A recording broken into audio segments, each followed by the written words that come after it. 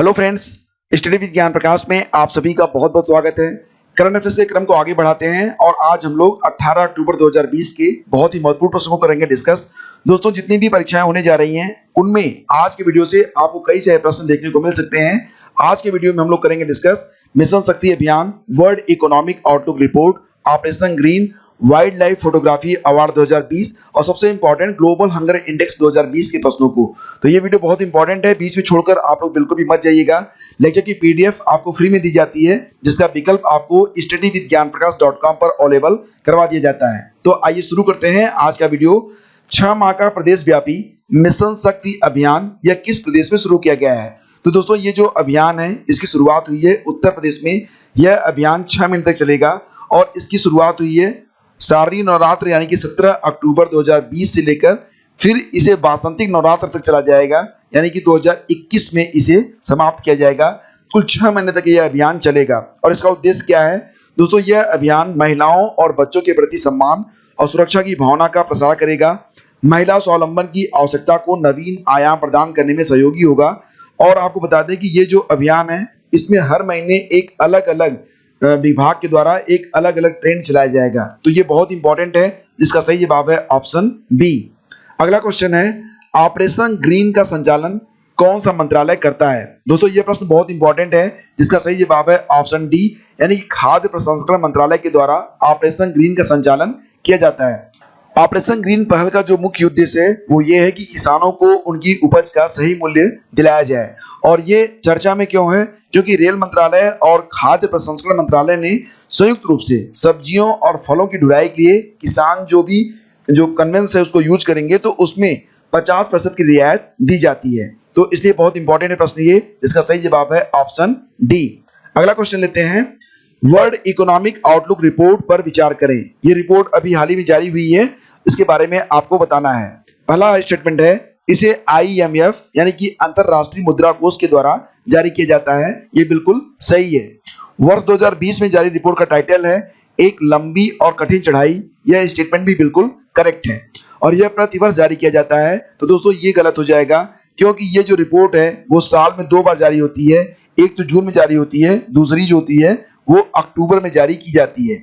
फिलहाल जो रिपोर्ट आई है वो अक्टूबर 2020 के लिए आई है, जिसका टाइटल है एक लंबी और कठिन चढ़ाई। तो यहाँ पर विकल्प 1 और 2 सही हैं, 3 गलत है। इसका मतलब है कि ऑप्शन बी हमारा बिल्कुल सही जवाब है। दोस्तों, ये जो रिपोर्ट आई है इसमें जो मुख्य बात है वो ये है कि इस रिपोर्ट के द्वारा ये बताया गया है कि भारतीय अर्थव्यवस्था में 2020 के दौरान 10.3% की गिरावट दर्ज की जाएगी। 10.3%, ये काफी बड़ी गिरावट आने वाली है। ठीक है, चलिए आगे बढ़ते हैं। अगला क्वेश्चन लेते हैं, strengthening teaching learning and results for states यानी कि स्टार्स प्रोजेक्ट, स्टार्स परियोजना निम्न में से किससे संबंधित है? 4 विकल्प दिए गए हैं, सही जवाब बनेगा ऑप्शन ए। जी हाँ, विश्व बैंक। दोस्तों, आपको बता दें कि भारत के जो 6 राज्य हैं इनमें हिमाचल प्रदेश, राजस्थान, महाराष्ट्र, मध्य प्रदेश, केरल और ओडिशा, इन 6 राज्यों में शिक्षा की गुणवत्ता में सुधार लाने के लिए विश्व बैंक और भारत सरकार के बीच एक समझौता हुआ है। तो सही जवाब है ऑप्शन ए। ठीक है, विश्व बैंक। याद रखिएगा, स्टार्स परियोजना में 6 राज्य शामिल रहेंगे और ये 6 राज्य कौन कौन से हैं मैं दोबारा से रिपीट करता हूं, हिमाचल प्रदेश, राजस्थान, महाराष्ट्र, मध्य प्रदेश, केरल और ओडिशा। अगला क्वेश्चन बहुत इंपॉर्टेंट है, ध्यान से देखिएगा। वाइल्ड लाइफ फोटोग्राफी अवार्ड 2020 के विजेता सर्गेई गोर्स्को ये किस देश के निवासी हैं? दोस्तों, सर्गेई गोर्स्को ने जो तस्वीर खींची है वो बहुत ही दूर जंगल में जाकर, साइबेरिया के जो जंगल है रूस में, वहां पर जाकर उन्होंने एक बाघिन की तस्वीर उतारी है। और ये जो तस्वीर आप देख रहे हैं इसमें एक बाघिन एक वृक्ष को यानी कि एक ट्री को, एक पेड़ को गले लगा रही है, हग कर रही है। तो इसका सही जवाब है ऑप्शन सी, यानी कि सर्गेई गोर्स्को कहाँ के हैं? ये रूस के निवासी हैं, जिसके लिए और ये जो तस्वीर उन्होंने खींची है इसीलिए उनको वाइल्ड लाइफ फोटोग्राफी अवार्ड 2020 से नवाजा गया है। अगला क्वेश्चन होगा, हाल ही में जारी ग्लोबल हंगर इंडेक्स 2020 में भारत की रैंक क्या है? फ्रेंड्स, जो परीक्षाएं होती हैं उसमें अक्सर करंट ईयर और प्रीवियस ईयर का जो इंडेक्स होता है, कोई भी इंडेक्स पूछ लिया जाता है। खास तौर से देखेंगे अगर आप तो यूपीपीएससी, यूपीएससी और एसएससी में ट्रेंड ज्यादा है। फिलहाल दोनों ही मैं आपको बताने वाला हूं। आपको बता दें कि भारत की रैंक 2020 में है 94, जबकि 2019 में थी 100 2, ठीक है। तो ये 2019 रिपोर्ट है। एक सबसे इंपॉर्टेंट बात मैं आपको बताता हूं, वो ये है कि 2019 में जो रिपोर्ट जारी हुई थी उसमें कुल 117 देश थे, जिसमें भारत की रैंकिंग थी 102, और 2020 में जो रैंक जारी हुई है तो इसमें कुल देशों की संख्या है 107। तो यहाँ पर सबसे बड़ी बात यह है कि 107 देशों में मात्र 13 देश ऐसे हैं जिनसे मतलब भारत की स्थिति जो है अच्छी है। तो ऑल ओवर देखा जाए तो भारत की रैंक बहुत ही खराब स्थिति में है, क्योंकि 2020 में जो पाकिस्तान की रैंक है, जिससे हम अक्सर बात करते रहते हैं, अपना कंपैरिजन भी करते हैं, तो पाकिस्तान इसमें 88वें स्थान पर है। और बात करें अगर बांग्लादेश की, तो बांग्लादेश भी हमसे बेहतर कंडीशन में है, उसकी रैंक है 75, ठीक है। अब एक क्वेश्चन और भी है जो कि बहुत इंपॉर्टेंट है कि ग्लोबल हंगर इंडेक्स, इसको GHI भी कहा जाता है, GHI इंडेक्स को कौन सी संस्था जारी करती है? Concern world wide, wealth, hunger, high life, या ऑप्शन सी A और B दोनों। तो फ्रेंड्स ये जो ग्लोबल हंगर इंडेक्स होता है, इसे कंसर्न वर्ल्ड लाइफ यानी कि ये जो संस्था है ये आयरलैंड की है, इसके अलावा जर्मनी की एक संस्था वेल्थ, हंगर, हाई लाइफ के द्वारा जारी किया जाता है संयुक्त रूप से, ठीक है। तो दोनों विकल्प यहाँ पर सही है, यानी कि ऑप्शन सी हमारा बिल्कुल सही है।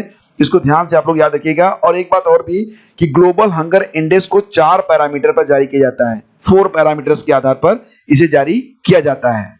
अगला क्वेश्चन होगा स्टेट ऑफ क्लाइमेट रिपोर्ट, जो कि अभी हाल ही में आई है, इसे किस संस्था ने जारी किया है? तो दोस्तों ये जो संस्था है इसका नाम है विश्व मौसम संगठन, world meteorological organisation, world meteorological organisation, WMO, ठीक है, याद रखिएगा। और ये जो WMO है ये यूनाइटेड नेशन की ही एक यूनिट है, और इसका जो हेडक्वार्टर है वो जिनेवा स्विट्जरलैंड में है, ये बात भी आप बिल्कुल याद। अगला क्वेश्चन है कौन सा देश अंतरराष्ट्रीय सौर गठबंधन का अध्यक्ष बना है? इसको जो है कहते हैं ISA, इंटरनेशनल सोलर अलायंस का अध्यक्ष देश बना है भारत, और उपाध्यक्ष बना है फ्रांस। तो दोनों बातें आप लोग याद रखिएगा। भारत और फ्रांस को तीसरे वर्चुअल बैठक में 2 साल के लिए अध्यक्ष और सह अध्यक्ष के रूप में चुना गया है। दोस्तों आपको बता दें कि भारत के प्रधानमंत्री और फ्रांस के राष्ट्रपति द्वारा 30 नवंबर 2015 को पेरिस में कुल 121 देशों के संगठन को यहाँ पर अंतरराष्ट्रीय सौर गठबंधन के अंतर्गत समायोजित, यानी कि इनको जो है इन्हीं के आधार पर अंतरराष्ट्रीय सौर गठबंधन का निर्माण किया गया था, जिसमें 121 देश दुनिया के शामिल हैं। फिलहाल भारत रहेगा अगले 2 साल तक अध्यक्ष और फ्रांस बना रहेगा सह अध्यक्ष। थैलेसीमिया बाल सेवा योजना के दूसरे चरण का शुभारंभ किसके द्वारा किया गया है? सही जवाब बनेगा फ्रेंड्स इसका ऑप्शन सी, यानी कि स्वास्थ्य मंत्री डॉक्टर हर्षवर्धन जी के द्वारा, जिनका संसदीय क्षेत्र है चांदनी चौक, नई दिल्ली। फ्रेंड्स आपको बता दें थैलेसीमिया के बारे में, तो थैलेसीमिया एक आनुवंशिक रक्त विकार है जिसमें शरीर असामान्य या अपर्याप्त हीमोग्लोबिन बनाता है, और haemoglobin RBC red blood cells जो होते हैं उसमें पाया जाने वाला एक प्रोटीन वर्णक होता है, और ये ऑक्सीजन का वहन करता है।